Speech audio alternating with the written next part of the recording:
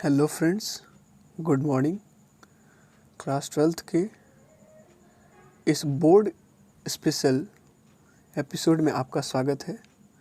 दोस्तों, इस एपिसोड में इस प्लेलिस्ट में हम बात कर रहे हैं क्लास 12th बिहार बोर्ड जो 2021 में एग्ज़ाम होने वाला है उससे रिलेटेड सारे क्वेश्चंस पे।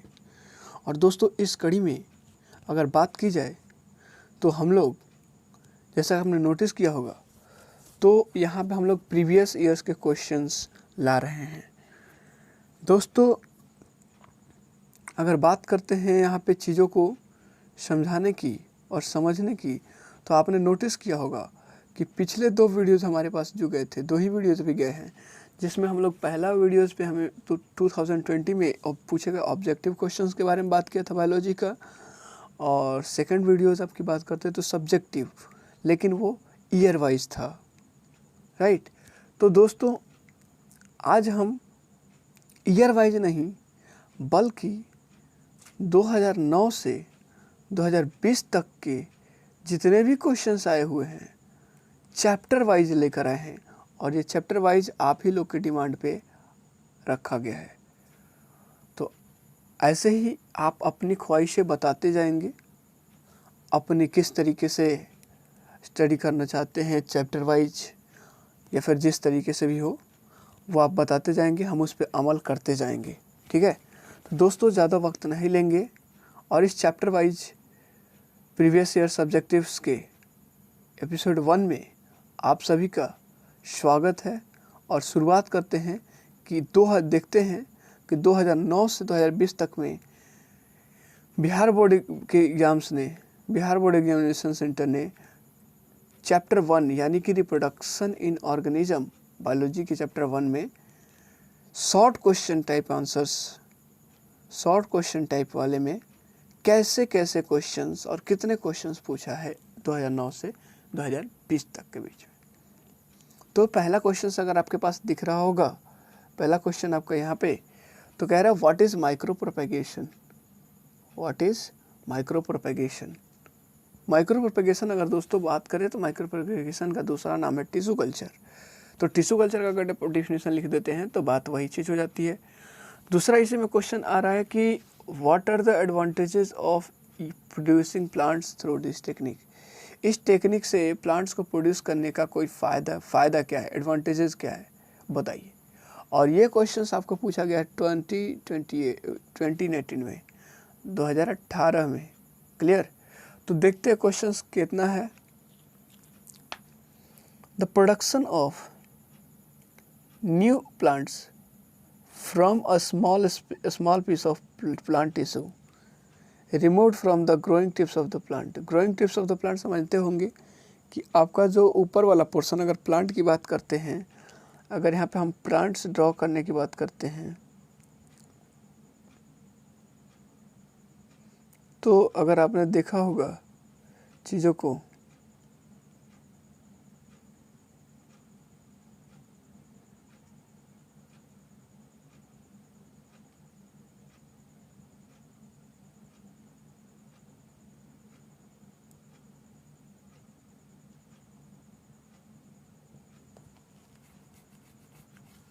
तो इस वाले पोर्शन की अगर बात करते हैं, इस वाले पोर्शन की, तो इसको बोलते हैं ग्रोइंग टिप्स, क्योंकि यहीं पे आपका सेल जो होता है बार बार डिवाइड करता है और जिसकी वजह से इसका सेल का नंबर बढ़ता है तो इसके ग्रोथ होता है, राइट। तो ये ग्रोइंग टिप्स पे आपका, अगर ग्रोइंग टिप्स में से थोड़ा सा कहीं से भी थोड़ा सा अगर प्लांट आपका टिश्यूज निकाल लेते हैं, निकाल करके ग्रो किया जा सकता है। एक ख़ास तरह के मीडियम में डाला जाता है जिसका नाम है कल्चर सॉल्यूशन, उसमें डाल दिया जाता है।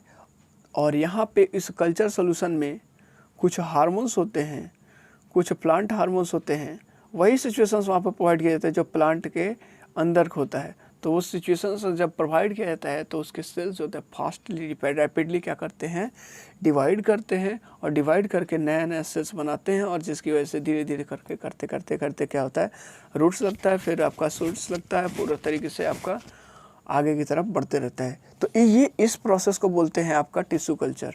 हम लोगों ने टिश्यू कल्चर का डिफिनीसन अगर बात करते हैं तो टिश्यू कल्चर का डिफिनीसन हम लोगों ने लिखा है कि the production of new organism, आप यहाँ पे देख रहे होंगे, from a small species of plant removed from the growing tips of the plant in a suitable growth medium called culture solution is called tissue culture.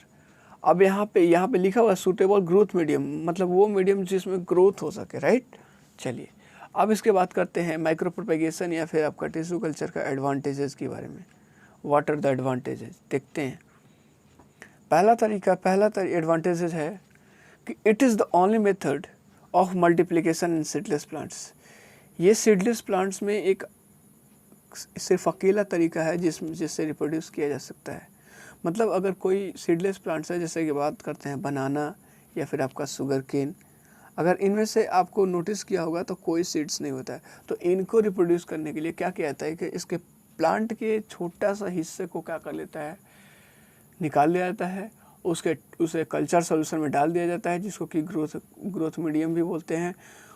जैसे ही डालते हैं उसमें उसके सेल्स क्या होता है, डिवाइड होने लगते हैं। डिवाइड होकर के टिश्यूज फिर बनाएंगे, टिश्यू से आपका ऑर्गन्स और फिर तरीके से आपका एक प्लांट्स का प्रोडक्शन हो जाएगा।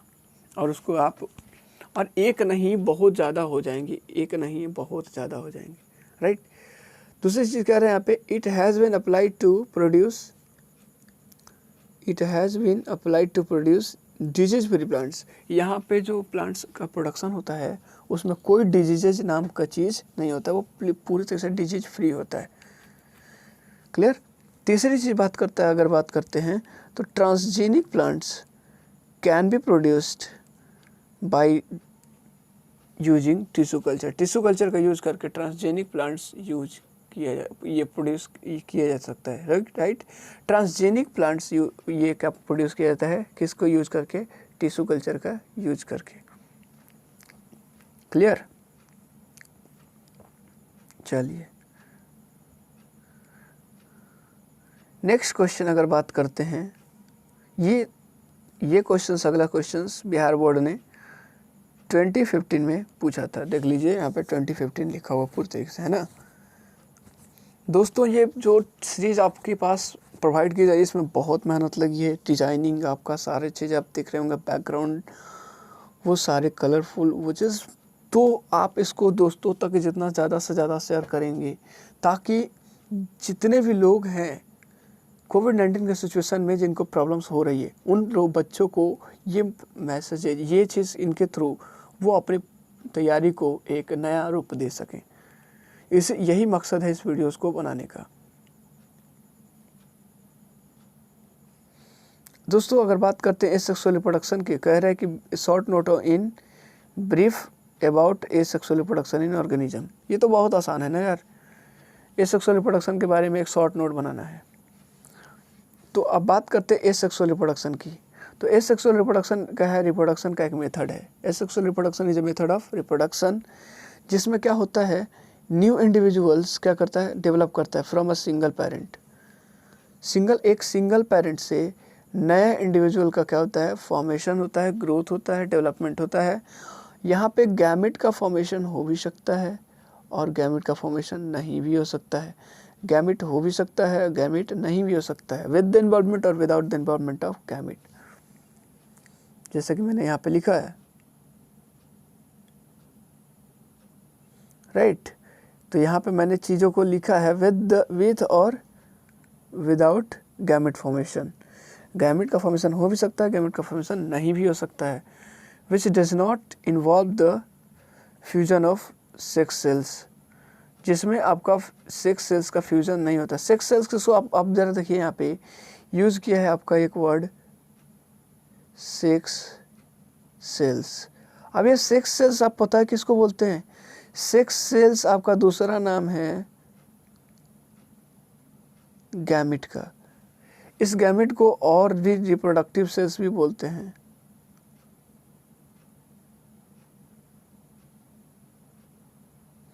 रिप्रोडक्टिव सेल्स भी बोलते हैं, ऐसे बहुत चीज़ें इसको बोलते हैं, राइट। तो हमेशा याद रखिएगा, सेक्स सेल्स जब भी बोले या फिर गैमेट्स बोले या फिर रिप्रोडक्टिव सेल बोले, बात एक ही चीज़ है। तो यहाँ पे जब सरकार एगो होगा, गैमिट एगो होगा, गैमिट का फॉर्मेशन होगा नहीं, तो क्या ज़रा आपको लगता है कि इसका ये दो मिल पाएंगे, ये फ्यूज़न होगा? सरकार जब फ्यूज़न तो तब ना होगा जब दो गो एक साथ मिलेगा, तब ना जाके फ्यूज़न होगा, तो आपका जाइगोट जैसे चीज़ बनेगा। लेकिन यहाँ पे तो अकेले हैं, तो कैसे वो चीज़ होगा? वो चीज़ नहीं हो पाएगा।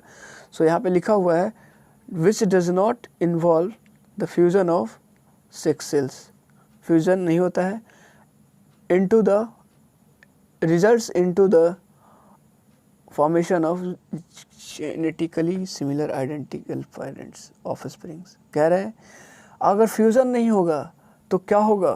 फ्यूज़न नहीं होगा तो क्या वेरिएशंस नहीं आएंगे? वेरिएशंस नहीं आते थे, और वेरिएशंस नहीं आएंगे क्या होगा? तो दो ऑफ स्प्रिंग अगर मान लीजिए यहाँ से प्रोड्यूस हुआ है, दो ऑफ स्प्रिंग अगर मान लीजिए एक पेरेंट से क्या हुआ है, प्रोड्यूस हुआ है, सपोज दो ऑफ स्प्रिंग यहाँ से प्रोड्यूस हुए हैं, तो ये दोनों को अगर नोटिस कीजिएगा तो एकदम एग्जैक्ट एक दूसरे का कॉपी लगेंगे। जैसे लगेगा कि फोटोकॉपी में जैसे एक डॉक्यूमेंट को कराने पे होता है ना सर, ठीक उस तरीके से लगेंगे, टोटली बिल्कुल एक तरह था। और यही नहीं, ये जो हैं, ये दोनों जो हैं, ये दोनों अपने पेरेंट्स से भी आइडेंटिकल होंगे। पेरेंट भी आपका मतलब कि इसमें ऑफ स्प्रिंग और पेरेंट्स बोथ आर क्या होता है आपका, ये आइडेंटिकल होता है, जेनेटिकली आइडेंटिकल होता है, कैरेक्टर्स पूरी तरह से मिलता है, राइट। मॉर्फोलॉजिकली भी, सामने से देखने में भी और अंदर से भी। दूसरे चीज़ कह रहा है कि एसेक्सुअल रिप्रोडक्शन कैसे हो, किस में होता है? एसेक्सुअल रिप्रोडक्शन अगर बात करते हैं तो आपका बाइनरी फ्यूजन के द्वारा हो सकता है, मल्टीपल फ्यूजन के द्वारा हो सकता है, बर्डिंग के द्वारा हो सकता है, स्पोर फॉर्मेशन के द्वारा हो सकता है, फ्रैगमेंटेशन, रीजनरेशन, इन सारे की चीज़ों की वजह से आपका स्पोर, ये क्या बोल सकते हैं, आपका एसेक्सुअल रिप्रोडक्शन हो सकता है। तो मुझे लगता है आपको ये चीज़ें समझ में आ चुकी होगी, राइट। तो देखते हैं अगला चीज़ क्या है हमारे पास। तो अगला क्वेश्चन आपके बोर्ड ने एक बहुत ही शानदार क्वेश्चन पूछा है, जिसमें व्हाट डू यू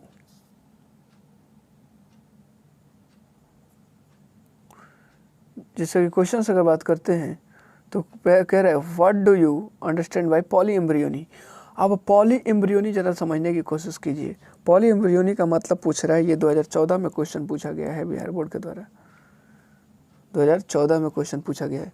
तो ज़रा देखिए, पॉली एम्ब्रियोनी का अगर शाब्दिक अर्थ निकालने की कोशिश करते हैं तो पॉली प्लस एम्ब्रियोनी से बना है।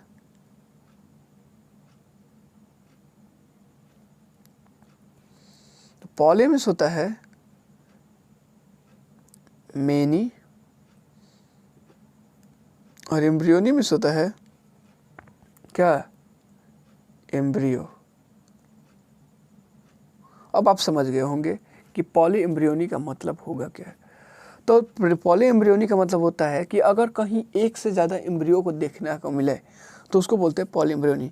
The presence of more than one embryo in a seed, एक सीड में एक से ज़्यादा एम्ब्रियो की उपस्थिति को ही बोलते हैं आपका क्या, poly embryony, is called poly embryony.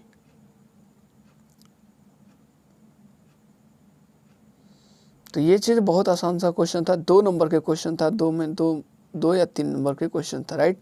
ये हालांकि 1 नंबर से 2 नंबर का क्वेश्चन लगता है। नेक्स्ट क्वेश्चन अगर बात करते हैं 2014 में पूछा गया आपका क्वेश्चन है कि what do you mean by budding, right with its example. इसके एग्जाम्पल के साथ बताता है। तो ज़रा देखते हैं यहाँ पे अगर बात करते हैं चीज़ों को तो समझने की कोशिश करते हैं। तो budding is a form of asexual reproduction. Asexual reproduction का क्या है, बर्डिंग एक फॉर्म है जिसमें नया तो ऑर्गेनिज्म होता है, नया ऑर्गेनिज्म रिप्रोड्यूस होता है, लेकिन जेनेटिकली आइडेंटिकल ऑफ स्प्रिंग होता है, जेनेटिकली आइडेंटिकल ऑफ स्प्रिंग। इसका एग्जाम्पल आप दे सकते हैं hydra, east, etc.. Genetically identical of spring क्या होता है आपको बताया था पहले, जिसके अंदर से पूरे के पूरे कैरेक्टर जो है एक दूसरे से एग्जैक्ट मिलते हैं, उसको बोलते हैं।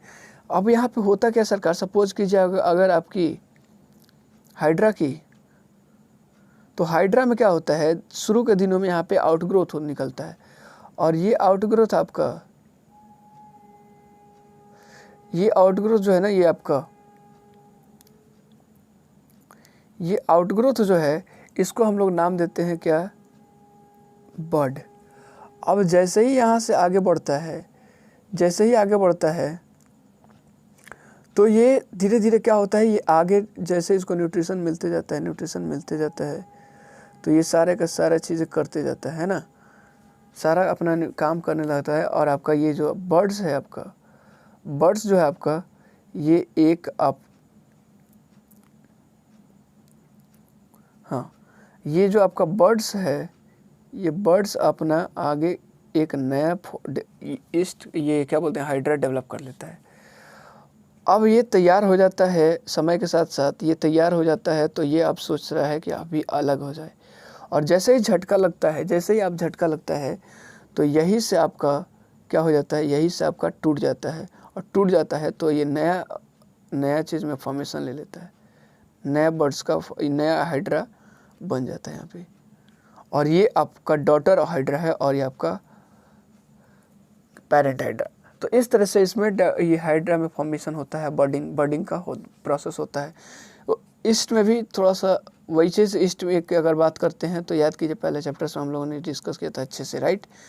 अब दोस्तों आगे की तरफ बढ़ते हैं यहाँ पे, तो कह रहा है कि define tissue culture. Tissue culture का मतलब बताइए मुझे, टिश्यू कल्चर का परिभाषित कीजिए। तो ये क्वेश्चन आया था 2009 में, बिहार बोर्ड के द्वारा पूछा गया था। तो इस क्वेश्चन में अगर बात करें तो अगर लिखा हुआ है, मैंने लिखा है कि सी क्वेश्चन नंबर 1 सोल्यूशन, तो उस क्वेश्चन नंबर 1 के सोल्यूशंस को देखिए, आंसर्स मिल जाएगा। कहीं ना कहीं ये क्वेश्चन रिपीट किया गया है, और जिसकी वजह से ये चीज़ें लिखा गया है कि आप क्वेश्चन नंबर 1 के सोल्यूशंस को देखिए। तो ज़रा दोस्तों अगर देखने की कोशिश करेंगे तो यहाँ पे है व्हाट इज़ माइक्रो प्रोपेगेशन। ये तो ये अलग है ना यार, बिल्कुल नहीं दोस्तों, घबराने की ज़रूरत नहीं है। ये माइक्रो प्रोपेगेशन या फिर टिश्यू कल्चर वही चीज़ है, लेकिन आपको अगर सिर्फ आपका डिफाइंड टिश्यू कल्चर आ गया तो आपको सिर्फ यहाँ से यहाँ तक लिखना होगा।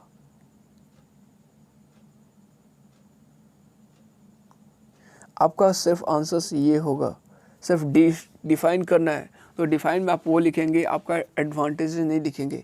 दोस्तों हमेशा याद रखिएगा, कोई भी एग्ज़ाम्स आप दे रहे हो तो उस एग्ज़ाम्स में आपको जितना क्वेश्चंस पूछा जा रहा है, जितने वर्ड्स में पूछा जा रहा है, उसी के करीब में आप लिखेंगे, ताकि क्योंकि अगर ज़्यादा लिखते हैं तो उसका कोई फ़ायदा होता नहीं, वहाँ पे मार्क्स में एग्रीगेशन नहीं होता, राइट। सो दोस्तों बताइए, ये सारे के सारे क्वेश्चन थे 2009 से लेकर के 2020 तक में। 2009 से लेकर के 2020 तक में ये सारे सवाल आपके बिहार बोर्ड ने पूरी तरीके से पूछा था चैप्टर 1 से रिलेटेड, और शॉर्ट चैप्टर 1 से रिलेटेड सिर्फ आपके इतना ही क्वेश्चंस, 5 क्वेश्चंस पूछे थे, जिसमें 2 क्वेश्चंस तो एक ही थे, है ना। तो सोचिए यहाँ पे जैसे हम लोग इसका सब्जेक्टिव का लॉन्ग क्वेश्चंस का आंसर लाएंगे, लॉन्ग क्वेश्चंस लाएंगे, तो वहाँ पे हम लोग कुछ ना कुछ निर्णय निकालेंगे कि चैप्टर 1 बोर्ड एग्ज़ाम्स के लिए कितना इम्पोर्टेंस रखता है, क्लियर, और कितना इस पे टाइम देना सही रहेगा, ऐसे चीज़ों पे बात करेंगे। सो आज के लिए बस इतना ही। It's all for today. Thank you class, have a nice day, stay healthy, stay life, stay happy forever. ऐसे ही बने रहिए हमारे साथ। बताइएगा ज़रूर कि वीडियोज़ कैसा लगा। आपके कमेंट्स का हमें बहुत ही इंतज़ार रहता है। So thank you so much, have a nice day, stay healthy, stay life, stay happy for ever. स्वस्थ रहो, आप मस्त रहो, व्यस्त रहिए और खुश भी रहा करो यार। Thank you so much.